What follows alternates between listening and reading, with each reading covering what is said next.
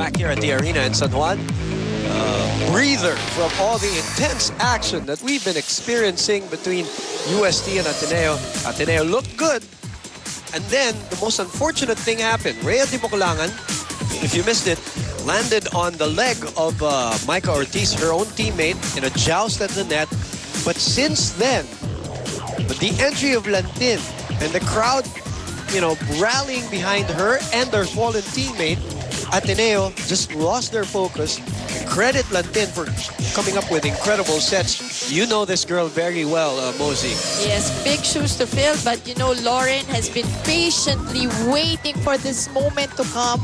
She has been with the team for quite a while, has settled whatever role was given to her. She came from Poveda and has been with UST for several years now, and then finally making it to the lineup last year, but sparingly used. Yes, dahil nandyan naman yung Rhea Di Mocolangan. That's right, and now, look at her moment, huh? Her moment that she has been waiting for the longest time. Don't you just love sports? Oh, yes. That way, those and stories. And the drama continues. Right? Diba? It's great stories, really. And it was at 17 all when that happened. She came in cold, probably not even ready to play today. Well, I wouldn't say not ready, but not expecting to play today. But, you know, when you are in the bench, you have to be ready for any incident, unfortunate or fortunate. And she brings a spark to the USC Tigresses. From 17 all, they win that second set. And look at the attack points of UST here in that second set. And look at the output of Ateneo in this second set. Only 9 attack points coming from Ateneo and 15 for UST. But the block point for Ateneo and the unforced errors now more for Ateneo. Remember, they were able to minimize it at 3 only on the first set. Now, 9 na. Pareho. Baliktaran, ano? Oh, 9 UST. Ngayon, 9 all sila. So even if UST committed the same number of errors, pero ni-neutralize rin ng Ateneo. This could have been an easier set even for them if not for their 6 service errors, talking about UST. Ooh! Oh, Lazaro. No, Lazaro and Kainglet bumping heads. I saw that. It was right in front of me, and oh, that hurts. Look at Lazaro really in pain. We hate seeing. Look at Lazaro and Kainglet there. I'll look at this once again. Well, hopefully it's not serious, that nothing is displaced, but the effort, again, we've been saying Lazaro's been flying all over the floor. It's her jaw that hit the head of Kainglet. We hate seeing, you know, injuries and all that, and people getting hurt, but she's going to gut it out.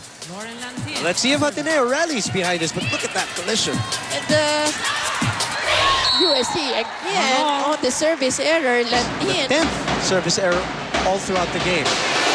But before that, Lantin on the top ball. Oh, yes. Just feel the That's confidence. Right. Oh, no, nasira, nawala sa spotlight eh.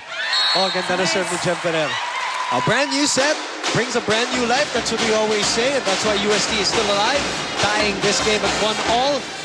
Atmosphere must be crazy there on your side, Victor Lopez.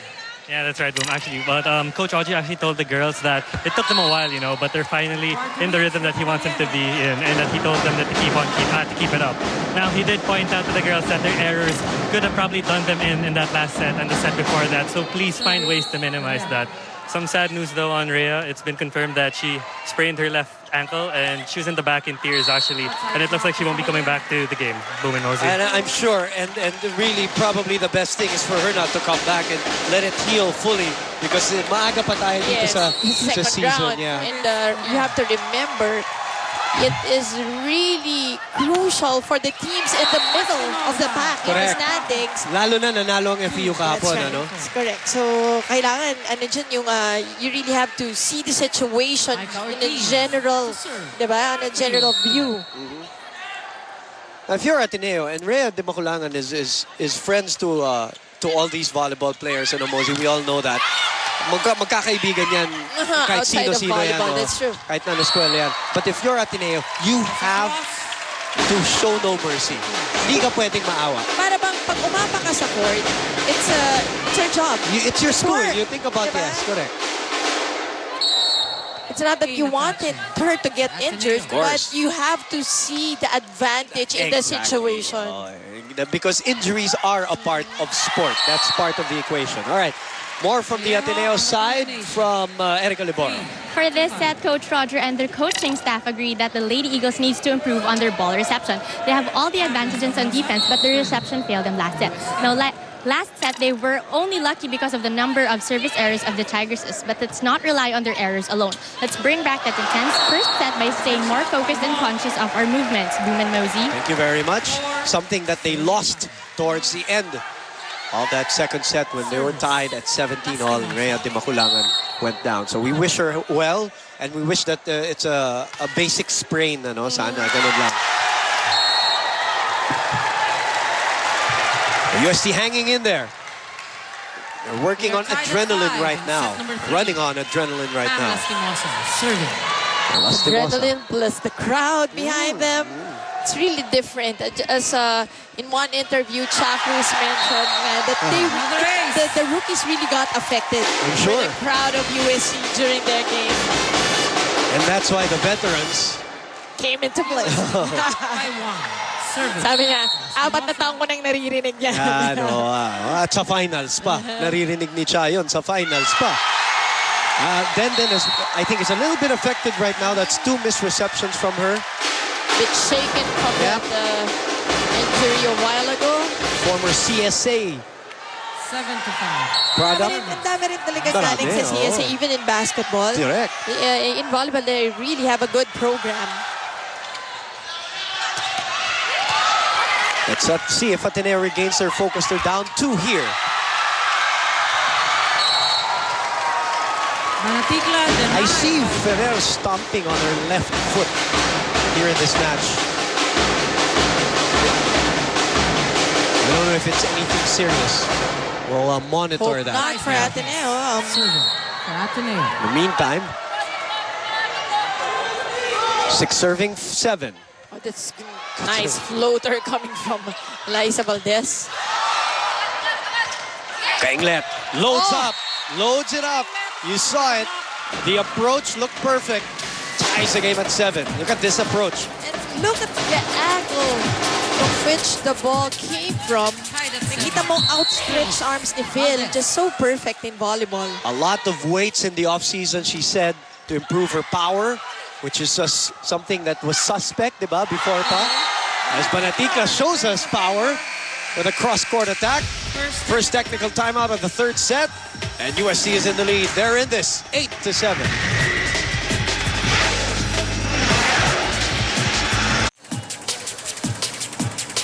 Back here at the arena in San Juan,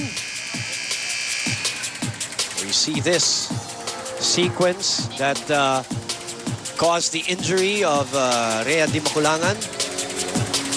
Veteran from UST will not return, but look, she's on the bench to provide support, morale, and the rest of the team. Puts on her shoe again. I doubt that's pretty much for show. When I say that, yung pang ano na yan, pampagana doon sa mga teammates. Tsaka sa opponent. Ayan, diba? yun pa, yun pa. Parang, okay, pwede pang bumalik. Tayo na naman may alam yun, secret lang kasi yun.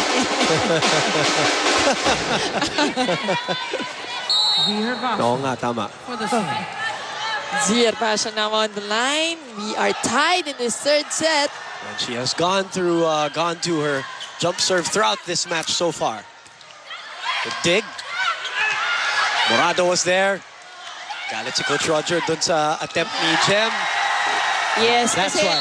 you know, Kaya pa eh, kaya iset. yes, correct. When you're a coach, and then even if Jennifer is really good at dump balls, but more often than not, pag kaya pang iset, dapat talaga iset. Let your spikers decide the point.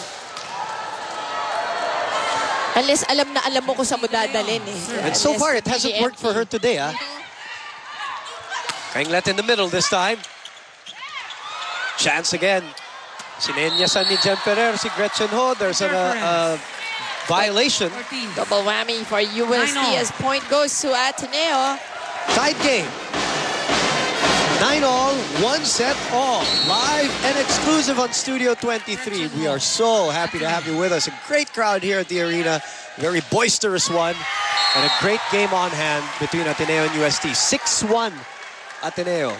4-3 And this UST. is how we expected the game. Yep. This third set. Yep. This is how we expected it to be. Serving. We said it would be more competitive than the first meeting. The first round. 3 sets lamang, Ateneo winning. Now, we have at least, we're guaranteed of 4. Oh, mababa. Micah Ortiz. Ito na yun. Ito na yung dito rin natin makikita, Mosey. Yung consistency. Yan. Ni Landy. Oo. That's correct. Kanina spurt eh. Spurt Yes. yung mga set Adrenaline niya. Oo. rush towards the end of the game. Crowd was behind you. Now we'll see when things settle down. Can she set consistently? So far, so good. Lastimosa finds the line. And you know what's going to take is the decision making that she will have to do in this game. Yun yung mahirap for On a the setter. fly. Eh. Oo. Diba? Quick thinking. Normally kasi pag second setter, you can see them that they will always give it Basic. to your yung parang best scorer mo eh. So mababasa ng kalaban mo. So yung variety will be in question. Morado able to dig that one up. Set back. Vallejo, turn back. Poor support on the side of Lady Tigresses. Kanina, ang ganda ng blocking natin na yung first set. Nawala nung second. Now they're trying to get it back. It's Jem Ferrer now. The back line. From Hope. A product from Hope. Full front line for Ateneo. Correct. Plus Phil Kainlet. Back row. And the back row. Ortiz. Kainglet. There, as we said. Morado digging up well. And that's the blocking that we were looking for from Ateneo that was absent in the second set. And look at this set. A bit low. That's why the blockers of Ateneo easily putting it back. The Eagles now at the lead. Service. Chamanea Ferrer, who in Hope was idolizing Ila Santos when she was a star there in the school. Huli. Kita yung gilid. Lastimosa has played solidly here for UST, Mozi. That's right. That's why she's still in there for Coach Oji Mamon. Pam Lastimosa, the younger sister, of course, of Carlo Lastimosa. Who plays for? Update mo nga kami, Mozi. Ayoko! Baka mamali ako. Hindi natin alam eh. No, Patay ba? Diba? Bumalik Bumalik, ng CSB. Okay. Baka lang. Tanungin natin si Pam dyan. Si Pam ang mas may alam. Balik sa Ateneo, bola. Sumilip kay Valdez. Bumalik ang bola kay Valdez. Valdez. Good timing. Pam Lastimosa on that block. And now, Coach Roger will go to the bench. It's actually De Leon on that block. Elisa Valdez will sit down. The spark plug that they have, Ella De Jesus is always ready to play. Now it's a turn of Coach Roger Gurayev to pull out new faces. That's the first time, no? Today? First time na humatak siya sa bench. Oh, bad reception. Ferrer, underhand set. Napaganda pa. Another free ball. Nakachi on the quick. Panatikla, able to pop it up. Free ball. Oh, Oh, and that's Goes not outside the going to antenna. get in. baka hindi nyo nakita yung angulo sa TV, ha? Kasi it did not go Yes. inside the antenna, no, Mozi? Sa labas tumaan. Sa labas. Yun. Bawal yan pagka ganyan. Tignan natin uli. Para lang malinaw para sa ating mga televiewers what the violation was. Yun sa Yun. labas ng antenna. Easy take, but confusion on Ferrer and Herbacio. Again, Pam Lastimosa UST now at the lead. on that back set by Latin, connecting once again. Doon na si Ferrer, medyo inagaw ni Herbacio. Hindi mo naman masisi, ganyan din talaga.